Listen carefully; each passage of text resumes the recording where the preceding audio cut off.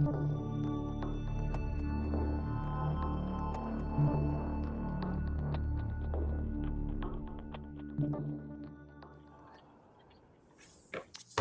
and welcome everyone to the Wall Street Blockchain Alliance's Crypto Roundup for Friday, December 20th, 2024, our last broadcast of the year. Ron Quaranta here with my amazing co-hosts and friends, David Brill and Josh Klayman. Before we begin our usual disclaimers, thank you all for joining us on LinkedIn Live and X and on Twitter as well. Obviously, anything we discussed is not accounting, investment, legal, token advice, and obviously everything that we're discussing really is our own personal opinions, doesn't necessarily represent the opinions of our firms. David, Josh, it is good to see you both. Josh, as a deep patron of the theater arts, I know you're going to be hopping off and then hopping back on. So I wanted to say hello to you both. It's been a busy week. We've got the holidays coming up. David, I'm just going to say it. I've resigned myself to failure in our wager. My promise for 2025 is never wager with David again. But David, it's been a crazy market for the past week. What have you seen in the marketplace? I think we just saw an overreaction to Chairman Powell's, comments after the rate cut. I think both in the traditional market and our market, we saw a sell-off. Obviously, in ours, it was more, it was about 15%. Yeah. But I think this is this is a Christmas sale or a holiday sale. Instead of getting a Santa rally, we got a Santa sale. It's sort of like December 26th came before the actual Christmas holiday. So you could buy things at a discount before giving your gifts, or for whatever holiday you celebrate. You got a discount on your Hanukkah presents before Hanukkah came. So I think from that perspective, that's how I'm thinking about it. And, the one other thing I want to say before Josh jumps in is that the altcoins, though, have gotten significantly hit.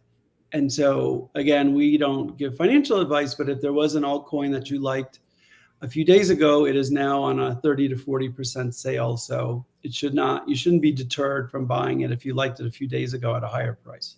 Exactly. Josh, weigh in. Go ahead. So I've been thinking about this in preparation for our call. Not thinking that hard, but I had some questions for you guys, which is sometimes when I see this happening, shortly before then, in addition, to Powell's speech, but sometimes you see headlines like, X billion in liquidations will be triggered if the price dips below something, right? Yeah. And it does make me wonder. And I'm not saying it's like one wallet or several wallets. I mean, it could be completely decentralized, but is there something within the crypto sphere that wants to see liquidations of positions and things like that? Could that be a thing? David, you and I talk about this a lot, and Josh, it's a really intriguing question. One of the things we talk about in the crypto space, David, is there's a significant amount of leverage in the crypto space. And all of that leverage is based on contracts to either buy or sell at specific price points. So Josh, to your point, and David, weigh in, you track this quite a bit. I think that leverage leads to those conversations about liquidations.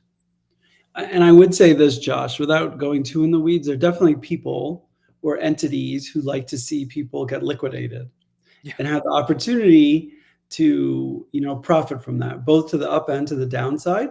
So I think what it is, it's a good barometer of where a lot of money is going in. So sometimes you'll see a lot of liquidity where a lot of short positions were opened up, and you'll see a lot of liquidity at that price point. And then on the opposite side, like maybe today, a lot of people wanted to go long, and there'll be a lot of liquidity at, some price today where a lot of people are going leverage long. So, I mean, the bottom line is, you need to have enough margin to back up going leveraged. And it's really not for everybody. And even the smart people get beat.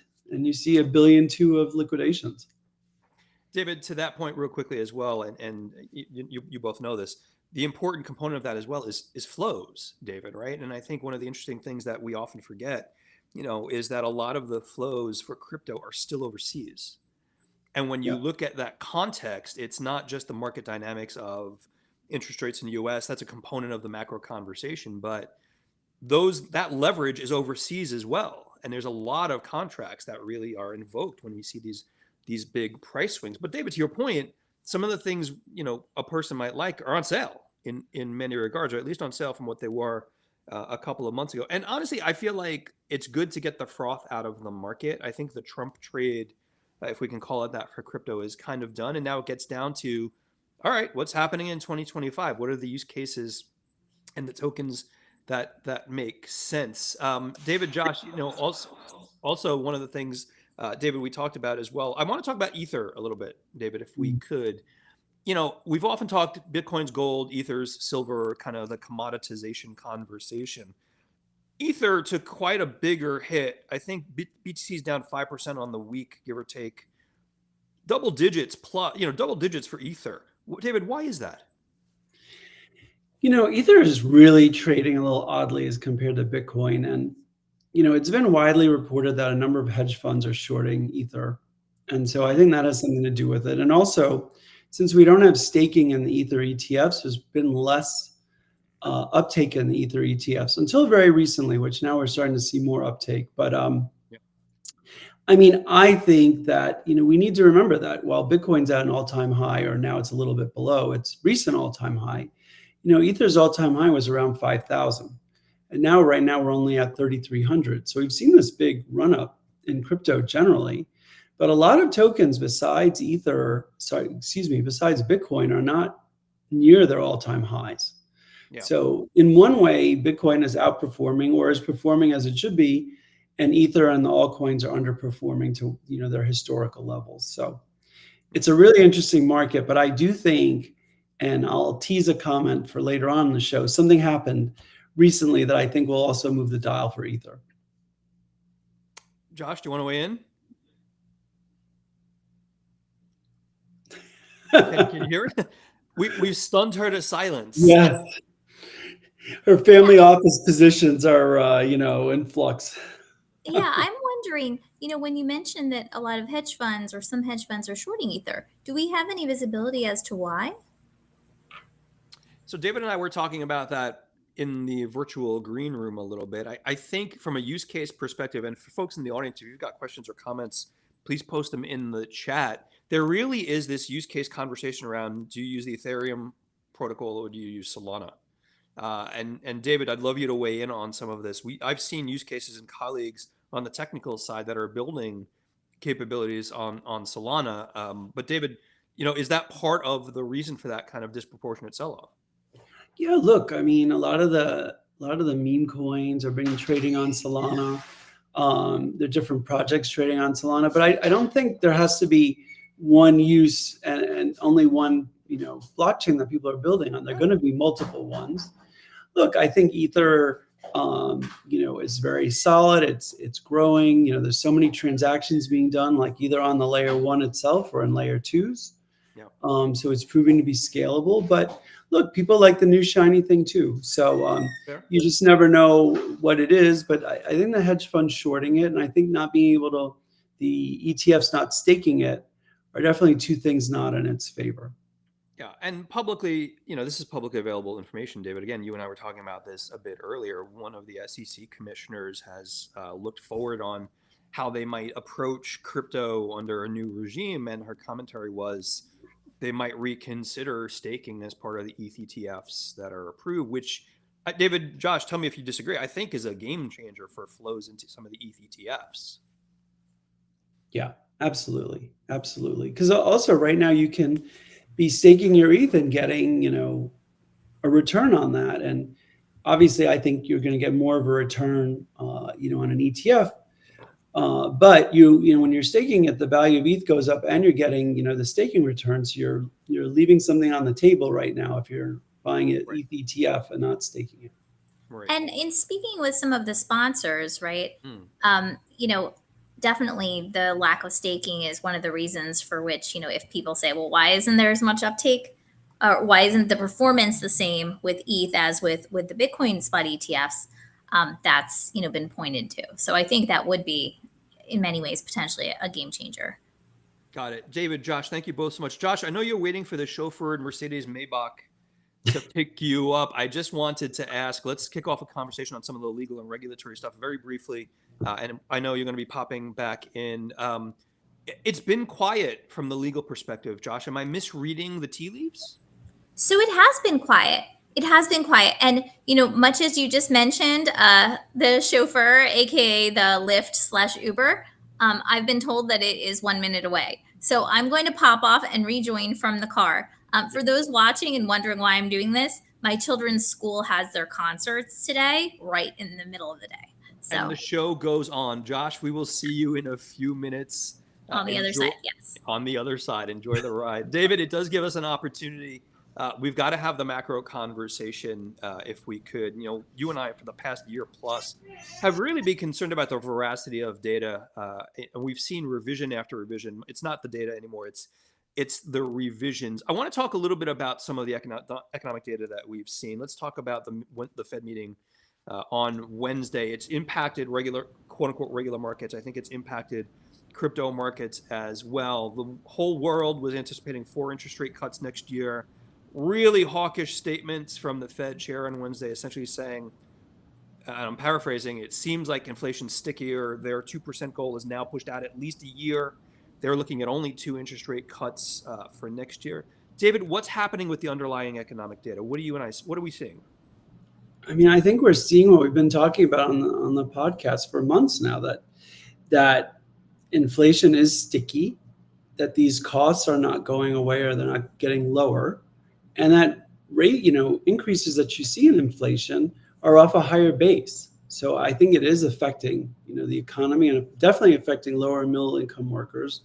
We often talk about the credit card surcharge that a lot of people are paying now for goods, 3 or 4% on things that, the companies or the, sellers were paying before now are being passed on to consumers that I don't think they really talk about, but I think it is also significant.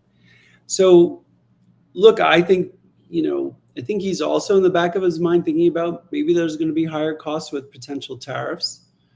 Yeah. Look, I think we need to wait and see how that plays out before, prognosticate on that. But I think, in the totality of things, he looks more pessimistic, and those words showed that. Yeah, David. What was your reaction when you heard his feedback and what he had to say, and sort of seeing how the markets react to it? It's always kind of like a guilty pleasure to look at these things and say, David and I were right about the economic data, right, David? For me, it's the crypto roundup, but to me, the crypto conversation is a macro conversation. That's why we bring up things like the macro data. It's why we bring up things like interest rate cuts and the Fed. For example, I was kind of stunned at the tone of the conversation. And I'm kind of stunned how it was reported on, which is essentially so much of the news looked at it and said, well, the Fed's worried about the incoming administration and tariffs. And, arguably, that's not what the Federal Reserve, whatever administration it is, that's not what the Federal Reserve is supposed to be doing, allegedly. And it makes me wonder, David, are they anticipating things and not getting the appropriate data to make those decisions? I don't know, but inflation is stickier than anyone thought. And for anyone who knows economic history, David, you and I have spoken about this, it feels like deja vu all over again when you look at the data from the late 70s, which was inflation's terrible, raised interest rates, thought they beat inflation, started cutting interest rates, and inflation came back with a vengeance. And that's when it hit some of its all-time highs back in 1980, 81. David, am I overly pessimistic about some of that? I don't think you're overly pessimistic. I don't think prices are going to go up from potential tariffs the way that people are reporting on it. I think if we've learned anything from this election cycle is there's a lot of hyperbole and it makes news and clickbaiting and all that. So I think we need to see what actually comes of it. Yeah. And I'm not breaking any new ground here saying that, President-elect Trump likes to use tariffs. He may not enforce them. He may not seek to enforce them, but it's leverage for trading partners, for behavior that he wants to change with some of our border, countries on our border. So I do think it's a little bit of anticipatory worrying that may be a little unnecessary until we actually see what happens. Yeah, David, do we need to see the jobs market get worse to get to the rate cuts that everyone's been hoping for? Well, I don't want to be a pessimist, but I think the jobs market is worse already. We've seen that, these numbers keep getting revised down. And it looks like, I think for a whole quarter, there were no jobs that were created. And then also, a lot of these jobs were government jobs that I think under the new administration and Doge, we may lose some of those jobs. So I think the white collar job market is worse than what's being reported. And I Yeah. think there's also this kind of worry and concern that as we go back to enforcing our borders and enforcing, immigration law and, hiring people who only have proper status, that there will be some job dislocations and there may be some, short-term effect. But longer term, I think that's better for the economy on the whole. But so that's another thing to consider. Yeah. I know that was a little bit, had a lot of topics on that. But what do you think when you think about the job numbers and what you're seeing? Yeah, I think the devil is always in the details, and I'm not necessarily saying Bureau of Labor Statistics data is always wrong, but they're frequently revised enough to make me doubt. All of this data looks backwards, David, right? But it looks backwards in what I arguably call a faulty way. And by the time they get to the revisions of what truly happened, Josh keeps popping in and out of the Maybach. Dave, Josh, hopefully you can hear I'm us. gonna try. If I need to, I'll try and call in from my phone if this Fair. doesn't maintain. But I'm doing my best. Yeah, we're gonna leave Josh for a bit. David, I'm gonna try one more time. She keeps popping back. Josh, we're gonna give you Let a me try minute. on my phone. Okay, I'll see you guys. Oh, I'll try. bye. David, and again, I want to bring it back to crypto. And one of the conversations you and I often have is the reason we bring up the macro conversation is that now crypto is part of that macro conversation. How do you anticipate how the institutions, and again, given your perch at FTI, you get the opportunity to see a lot across different industry segments, and to the extent you can publicly share, how do you see institutions planning for crypto in 2025? Well, look, I think it's a couple of different flavors. Certainly, institutions are looking at tokenization and how they can get involved in that and tokenizing assets. I think another thing that's really important is that the broker dealers want to be able to trade Bitcoin and Ether on behalf of their clients. And I think, the wirehouses want to be able to enable their clients to buy these ETFs to, be able to trade on their behalf. So I think there's a lot of pent up demand, both for the institutions to be more involved in the space and for their clients to be able to purchase these assets that they haven't been able to. So I really think personally, an underreported story is this demand that exists that they've not been able to cater to because either their compliance folks are just taking a while to approve them, or FINRA needs to approve them being able to trade, on behalf of their clients. David, What let are me you rip up. seeing, Ron? Because look, we have all these large institutions that are members of the WSBA. Like, what do you hear? I'm with you. I feel like there's a lot of this pent up demand waiting on the sidelines. We'd call it dry powder back in the day, right, David? From a Wall Street perspective, one of the things, I want to rip up the script a little bit. One of the things we want to address here is, David, when you look at these large firms, they either say no to clients or it's got to be unsolicited. And how do you, let me ask you this without giving financial advice, obviously. What do we tell people who say, my brokerage company won't let me trade this stuff? Is it as simple as asking? Well, look, I mean, obviously, if you're an online broker and you want to be able to trade it and you want to self-execute your trades, you can go in and trade and place an order, and you'll see if it's approved or not. Look, I think it's unfortunate that it's taking so long to get RIAs up to speed and comfortable within some institutions. I think it's a mistake. I really try not to give financial advice, but people ask me what I'm doing, or not what I'm doing really, but just what my viewpoint is, I'll share it. But, I'm not in any kind of, FA capacity, but it is a shame that it is taking this long and that, a lot of the major banks are still not, comfortable talking to these products. I mean, they knew this was coming for quite a while, so Yeah. it's a little bit of a shame. But, I think, the BlackRocks and Fidelities are really ahead of the game, and other ones are going to, a little bit pay for it in market share.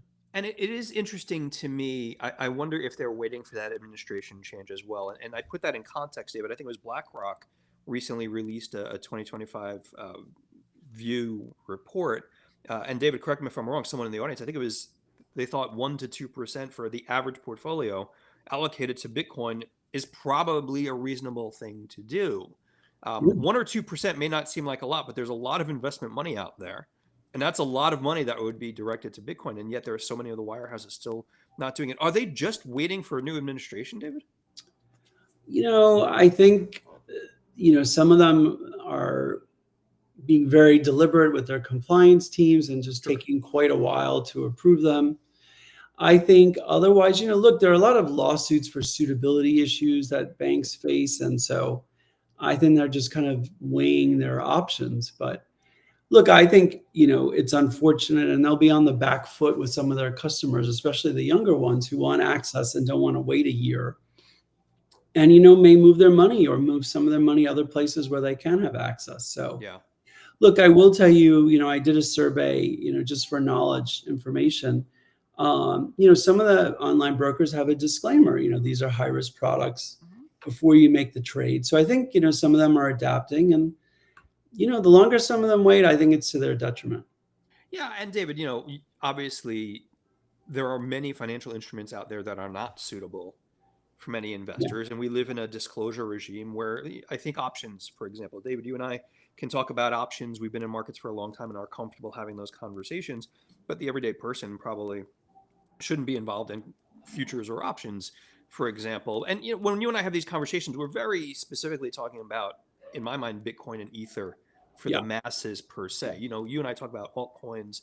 I think the meme coins for the average person are terrifying, kind of bluntly, and they look at it from a lottery ticket perspective. I still have friends who are not financial markets related tell me, what's the next 4 million %, meme coin, Ron? And my answer is, don't ask me about this stuff. It's still a bit crazy out there. And, the overhang for all of this from a crypto perspective, David, when we started the conversation, talked about, Josh is back. She's back. We started the conversation, we need to talk about an incoming administration. We need to talk about the regulatory issues that we've seen.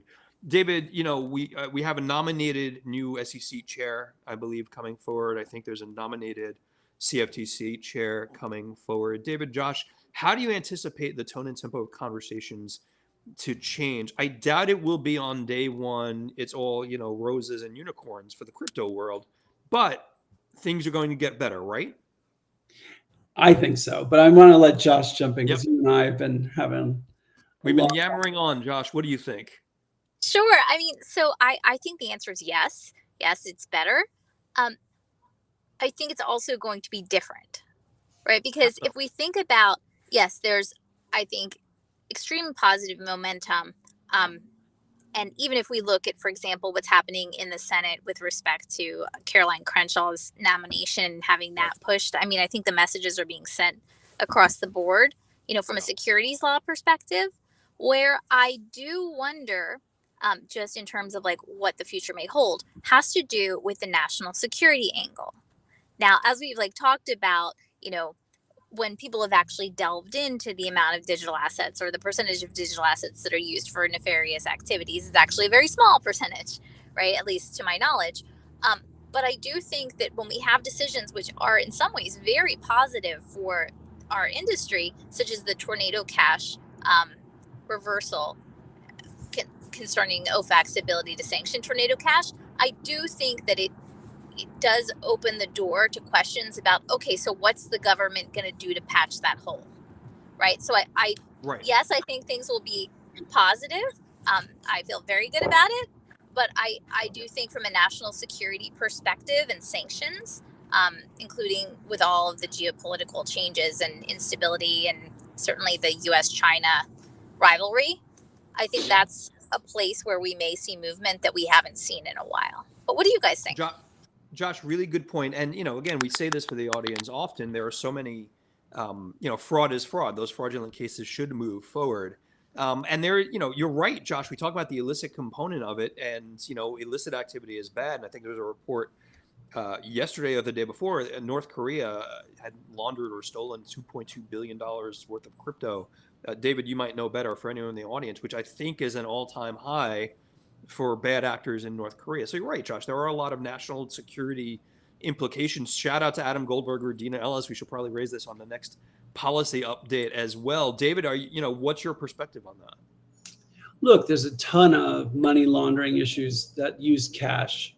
A lot of the big bulge bracket banks have, multi-billion dollars flowing through their accounts, unfortunately, that are being laundered.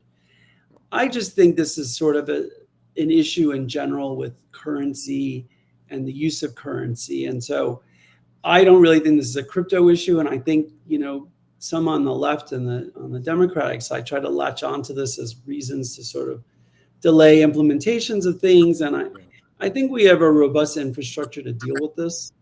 It will evolve as crypto evolves, but I don't see this being any bigger of an issue than it is for traditional markets and fiat. And in the dollar size and percentage size, I think in crypto it's smaller. And look, if you want to launder money, you're going to have a trail on the blockchain, and maybe today not all the transactions. Like, we have an excellent tracking and tracing team at FTI, and they're really great at unearthing transactions. But for argument's sake, if there's some that can't be unearthed over time, there'll probably be a way to unearth them. So yeah.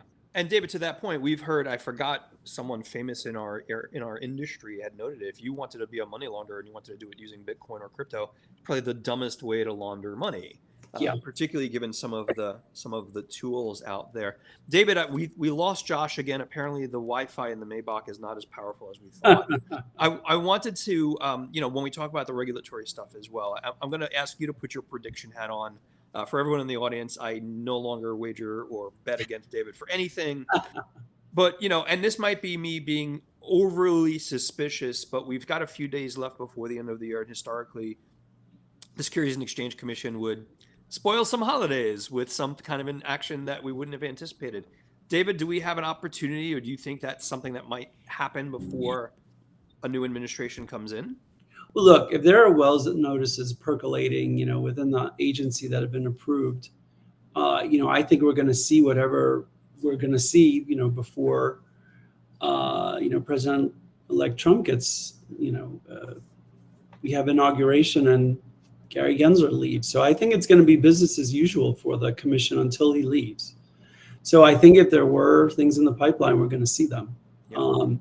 Look, I think that we're going to have a really new focus when Paul Atkins gets, approved as SEC chair. We saw, and I want to really credit the industry for really galvanizing behind, rebutting Caroline Crenshaw being renominated. The industry felt that she was not supportive of the industry, that she didn't take an open mind on things after the judge approved the Bitcoin ETF, and she still wrote a dissent. And so I think that great thing about, X, and the great thing about, representative democracy is people can raise their voices and say, this isn't, consistent with what we voted for. So I think you saw that at work, and I think that's a really good thing. So my long-winded answer, which I seem to be today, is that I'm very bullish on it, but it will take time. But I have a few predictions for what I think we'll see regulatorily. We're definitely doing predictions before the end of the episode. Josh, while we've got you, go ahead.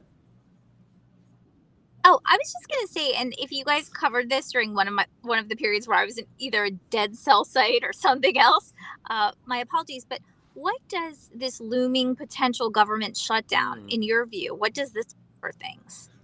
Well, I mean, let's be hopeful that that's a tough one, Josh. I mean, look, let's be hopeful that they've got until 12:01 a.m. to come up with a stopgap spending budget. The human toll is several 100,000 federal employees, are furloughed essentially, or not paid in some way, shape, or form.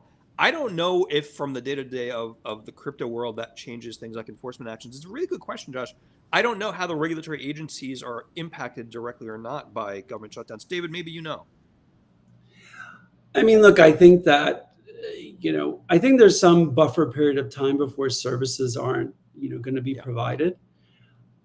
Look, I think that, delivering a 1,500 page plus bill a couple of days before needing it to be approved is not helpful for all parties, regardless of whom held the pen, so to speak. So I think that, and you've really seen this on X, a lot of people are going through the bill and highlighting things they like or don't like or not consistent with people's understandings. And I think this is really going to be the tipping point to where big bills kind of get jammed through without the light, the ray of sun on them and sunlight on all the provisions. So I think they'll get it resolved. I think it'll take a few days. I don't know if it'll happen today, but I don't think that this is going to last for a while. But we can ask the crystal ball at the end of the program. I mean, one of the things I was thinking about with this wasn't necessarily like the effect on the regulators or certainly the many government employees who would be affected. It was more, I was thinking about, the original bill, I think I read somewhere it was something like 1,100 pages or something. And then it was brought down to, what was it, like 100 pages or something like that, heavily pushed by Elon Musk and others. So kind of like the coming of the Doge of the Department of Environmental Efficiency, right? And then the sort of, partisan stoppage, at least for the time being, it just made me wonder, like, and I know we don't talk about price, but you guys often have like an idea about like, okay, well, this announcement is likely to have this effect on, demand or on, sort of things. That's sort of where I was going. Like, do you guys think that will have a positive, negative effect on what we're seeing in the market? I think from a crypto perspective, whatever does stop the government shutdown between now and the next funding cycle, I don't, David, tell me if you disagree. I don't know that it's deeply impactful on crypto prices per se. And I think when you look at some of the stripped down stuff from the original 1,100-page bill, there was proposed Bitcoin crypto add-ons to some of those bills that I think were stripped out. I would argue, Josh, whatever airplane or jet you're going near. But David, tell me if you disagree. I don't know that the government shutdown issue will really be the stuff that moves the price. No, if anything, I think, it might increase the price a little bit, based on people's views and such. But no, I don't think in the short term it will affect it. Look, I think, there's a change in administration. I think we all would like to see it be as seamless as it can be. But that doesn't excuse, loading a bill with things that aren't consistent with what the parties agreed to or, consistent with this election, for whatever people's political views are, President-elect Trump has a mandate. The Republicans have the House and the Senate for the next 2 years. And, bills and what's coming through, need to reflect that in some way. David, I want Bitcoin to go up, not to win the wager, but so we can liquidate a little bit of it and get Josh a sat phone. That way she can dial in. Or Starlink strapped to the Mercedes, for example. Mr. Tavares in the audience, thanks for joining us. Big changes coming. Bitcoin as legal tender or stores of value in Bitcoin. This is a really interesting question, David, Josh. Let's address it. We've been talking a lot about it internally, this idea of a Bitcoin strategic reserve. I had the privilege of starting an op-ed with Dr. Sean Stein-Smith, shout out. He chairs our accounting working group. David, Josh, I still don't see the use case play for a Bitcoin strategic reserve. What am I missing? It's a good question, Ron. Well, first thing, we could have a Bitcoin strategic reserve of the Bitcoin that we currently have confiscated through different enforcement actions and through Mt. Gox. So we could just hold on to the Bitcoin that we have and not sell it. And that could be our reserve, so to speak. So there could be some reserve without an economic impact. I think it could be a very clever thing to do in the sense that if as a country and as an economy, we think that this is something of value and diversifying what our treasury holds, not the Fed. It could be, an interesting way to diversify our holdings. Maybe we have some gold, maybe we have some Bitcoin, maybe someday we have some Ethereum. I do think, though, that from a business standpoint, that if we were to buy some Bitcoin and hold it as strategic reserve, and if we do it in a way where we're not tipping off the market that we're doing it, I think there would be a lot of value because a lot of countries would feel compelled to do the same, and we could be first and we could benefit from that economically. I just feel like a federal government playing with a Bitcoin strategic reserve will up volatility. I think large players will just try to react to some of that in a way that will increase volatility, David. And I could be wrong, but I mean, look, it could. It all depends on how you view, monetary policy and just in general. Like, I'll give you another example. Some people think that Social Security should be invested in the market, and that by not investing in the market, people's returns are much, much smaller than they would be if they were in the market. But obviously, there's risk, attached to that. So I think it's really kind of a greater view.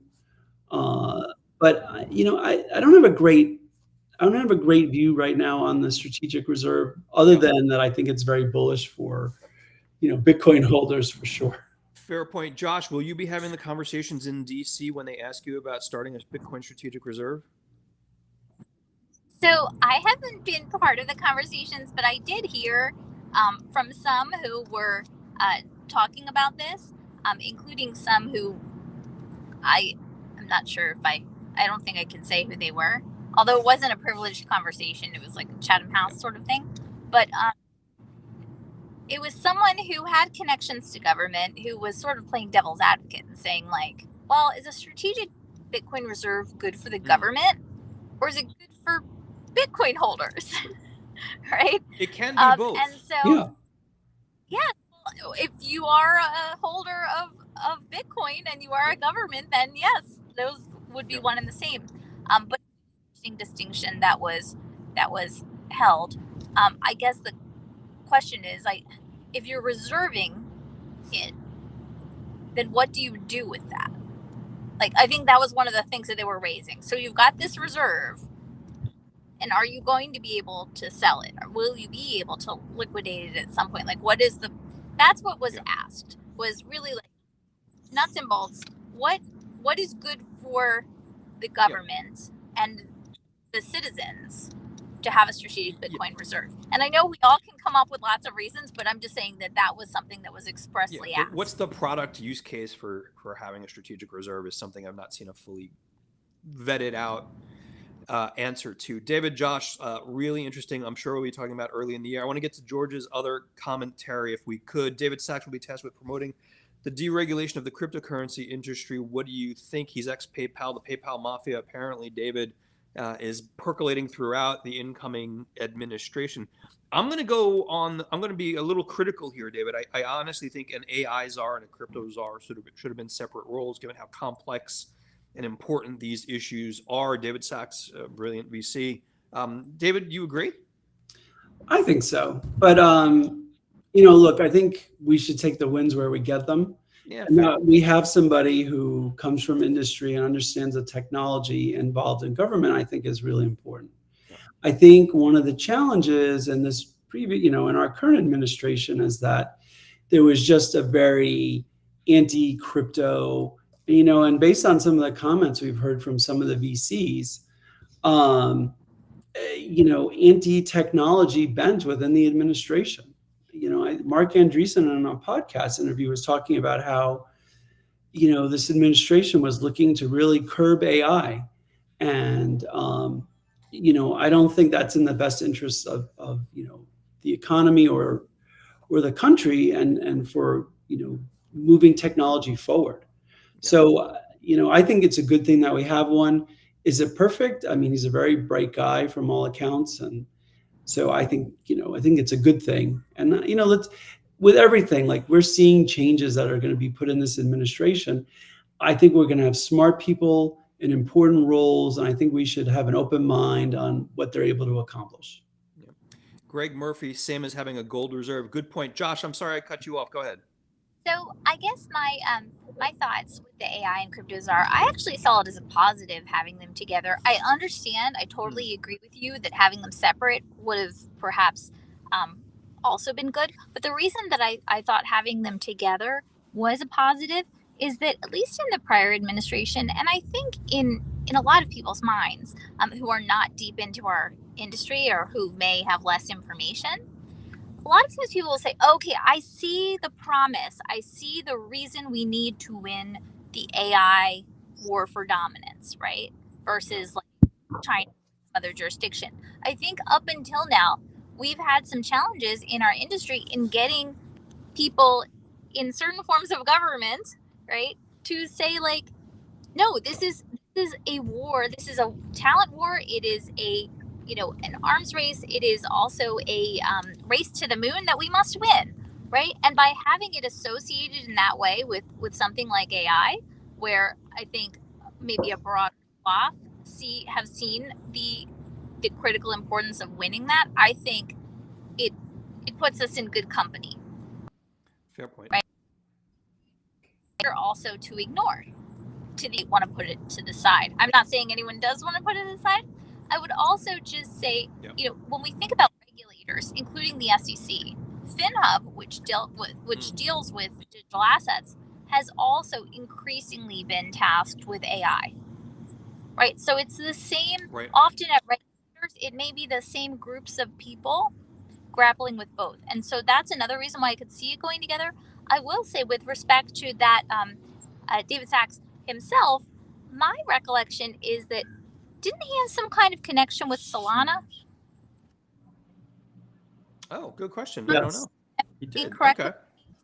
And I think that's an interesting piece, to the extent it may be relevant, especially given what David, you and Ron were talking about earlier. Right. No, David, Josh, good point, rather. Greg Murphy, thanks for the comments. Emma Channing, thank you for joining. Greg Murphy, you don't trade that to talk of BTC Reserve. Leads one to agree more that BTC is or becoming digital gold. Fair point. As we look at a future, David, of a Web 3.0 world, digital gold is something that's going to be a mainstay of how global markets operate. We're approaching time. I know we talked about a full hour. David, Josh, I want to give you both an opportunity to weigh in with some additional topics, and we will go to our predictions round for 2025. But David, what else do we need to cover? Well, I think the approval of a hybrid crypto ETF is a very big deal. And so in January, we'll have at least 2 hybrid ETFs that are 80% Bitcoin and 20% Ether. Yeah. And I think that's another step forward in this. And we've talked about what the percentages we thought they would be, whether it be 70-30 or 80-20. And I think, this is another step forward in getting people who want to access, to get some hybrid access to crypto. And I think this is also the foreshadowing of crypto index funds, that as we get more ETFs that are approved in 2025, the ability to add more of those to an index product. So I really see this as bullish, moving forward. And again, this and the wirehouses allowing their customers to buy crypto, two really bullish themes that we're going to see. Sorry, Josh is bouncing up and down a little bit. I was getting a little. David, it's a good point, and I got to do the shout out. Emma Channing, you are not lurking. It's always a privilege to have you and Greg and so many of our other folks in the audience. Thank you for being here. And David, I'm going to say it. Emma's in my camp. Ron so should have won the bet. Damn you, Jerome Powell. Josh, go ahead. So I think in terms of my predictions, perhaps, fact that especially after what's been uncovered through the FOIA requests about the FDIC, and actually people now believing across the board and seeing with their own eyes that yes, in fact, there was debanking, there was choke point 2.0, whether it was called that officially or not, I think we're going to see the tide really turning. I mean, I already have, clients, including financial institutions, where they're saying, hey, well, what should we be implementing if we may want to provide cash management services or traditional banking services, or even support for investment banking services? Because, another prediction is, more crypto IPOs in the coming year. So I think that's going to be, we're going to see a market shift on that, especially now that sort of the curtain has been pulled to the side and the light has shone in. So I think that's that. As you guys know, I mean, certainly there are potential other crypto spot ETFs on the horizon. And I think we'll see that. I also expect that we will see banks and others who will be really moving forward on different kinds of stable coins, including in the US. So I'm extremely excited about the next year and where it takes us. Josh, David, how about you, Ron? Well, I just want to address Emma Channing. I think Emma is spot on, aside from being on my team for the wager, David, tokenization for the win. David, Josh, tell me if you disagree. I think tokenization will accelerate. We're seeing more and more of that happen. Not just with the low-hanging fruit of some of the financial markets activity that's happening there. David, do you agree? I do. And we see clients at, FTI who we work with them on tokenization of real world assets.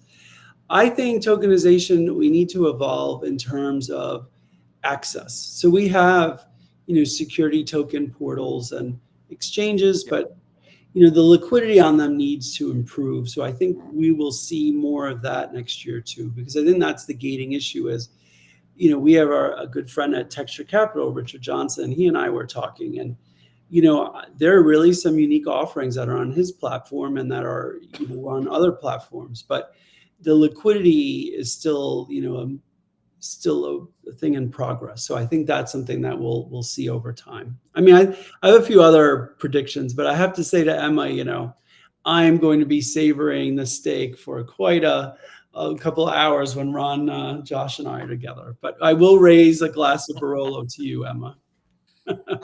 You're way having too much fun with this wager, David. Emma Channing, I have no idea who invented the security token and has been working in tokenization since 2016. Yeah, the tokenization's been around for a bit, David, to your point. And to me, it's also an interoperability conversation that we should probably take up at some future episode. David, let me go back to the ETFs real quickly. We've got our roving correspondent, Josh, now on the move, heading to her private box at the theater. David, I want to talk about one thing when we talk about the ETFs, and we know that they're important for the crypto space. But a friend and colleague said the United States is ETF happy. And I said, what do you mean? He goes, well, you can get junk bond ETFs now. So are we a little overboard on everything needs to be an ETF, David? I'm ripping up the script here. Look, I think people create products for demand. And and Greg Murphy says tech is there, distribution is key. On tokenization, but look, people want different types of offerings and they want it wrapped in a certain way.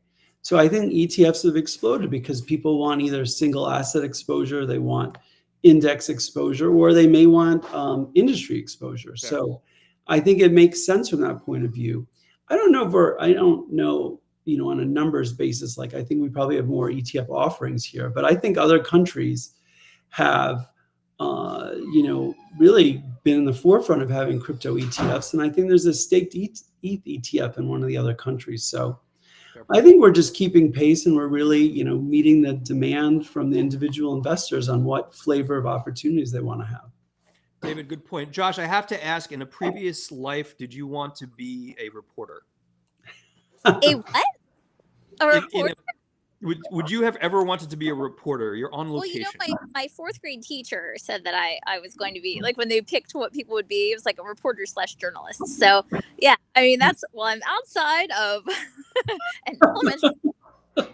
But yeah, just a couple of quick things. And I can't unfortunately see the comments from my phone, but I would just like to flag that or promote that, back in 2016 and security tokens, Emma Channing was doing them. She was instrumental in some of the biggest, most well-known security token raises back then. But I also would like to plug Nick Morgan. And I believe there was that there's some sort of litigation going on or some sort of brief that I saw. Oh, and the sat phone goes down just as Josh is getting to the point. We lost Josh. Emma, good point, and I hope you don't mind. Within the team here at WSBA, we call you OG Emma because you've been involved for a long time. David, we're approaching time. Let's talk about predictions, and we don't necessarily make price predictions. And I'd love to hear your New Year's resolution before we call it a day. Oh, wow. So predictions, I think like we talked about, we're going to see, we're going to see an ETH staking ETF. I think with this new SEC commissioner and the new team there, I think we're going to see a number of additional ETFs for crypto products. I think it's better that I don't sort of suppose on which ones they will be, but I do think we will see a Solana one. And I do think that any crypto that has regulatory status think HBAR is another one. Yeah. I think we'll see attempts. I think we've already seen filings, so I think we'll see attempts to bring those to market. As far as price goes, I'm going to leave that till the end. But I do think, Josh mentioned something that I was been thinking about is I do think there have been a number of crypto companies that wanted to go public, and that I feel like their S1 has been going through major sausage making, we'll say, and I think the sausage will finally be made in 25, and they'll be able to go public. So I think that's really important too. And then the last thing is, we've talked about the wirehouses. I've got to believe the wirehouses are going to get on board, hopefully in Q1, and allow their clients access. And I'm hopeful next year FINRA will enable, broker dealers to trade on behalf of their customers. And the last one, Ron, is I think that someone is going to come up with a really unique and user-friendly product to act as a prime brokerage. So if people want to hold on to their Bitcoin or Ether or other crypto, they're going to find a more streamlined way to lend against that. Really good points, David. I just want to address the comments. Nick Morgan, this is from Emma Channing, has a series of very influential litigations coming through. Absolutely, Emma, agree. It's worth following and keeping up with Nick Morgan. And Greg Murphy seconds it, Emma. We're going to go with OG Emma unless you absolutely tell me not to. David, New Year's resolution for you, and then I want to talk a little bit about my resolution and predictions if I could. Every year I kind of reflect on what I've done, what I want to accomplish. So my resolutions for this year are, for this upcoming year is just to be better at what I do. Nice. For us to just, make this more engaging and have a broader audience for the podcast. And then, just continuing to be a good citizen of our world and a better parent. So I'm always trying to improve myself. But my one crypto for 2025 is I'm going to try and read more efficiently this year because I read so much. I'm going to try and be more efficient. Maybe I'll use some AI to summarize some of the things that I'm reading. Nice. David, really good points. A couple of different things. My New Year's resolution for everyone in the audience, you've probably already heard this. Never, ever, ever wager with David again on anything, sports, crypto, nothing. I do promise that I will thoroughly enjoy the Barolo with you, David, hopefully sometime in January as well. I'm not making any price predictions. No, I take that back. 200,000 BTC by the end of next year. That's not a wager, David. Let's just let that go. And like you, I'm going to take a little downtime to learn a little bit more about some of the AI stuff's going on. I think you're right. I think there will be a crypto impact. I'm also taking a few days off. It's a spousal mandated take a few days off or else. David, my wife. It was great to see you at the holiday party. Greg, it was great to see you at the holiday party. We're going to spend a little bit of quiet time for the holidays. But let's leave it there. I think we lost Josh. Hopefully the helicopter will bring her back into the city quickly. David, I just want to personally thank you, old friend, for doing this. I always enjoy our crypto roundups. I enjoy all of our WSBA meetings. For everyone in the audience, thank you so much for being a part of the family. Greg and Emma and George and all of you that watch, if you've got questions for David or Josh or I, info@wsba.co. We will be back next year. It's always a privilege, David. We're going to leave it there. Have a great rest of the year and a great holiday season, everyone. Yes. Bye-bye. Good luck, everybody. Have a great new year. Bye-bye.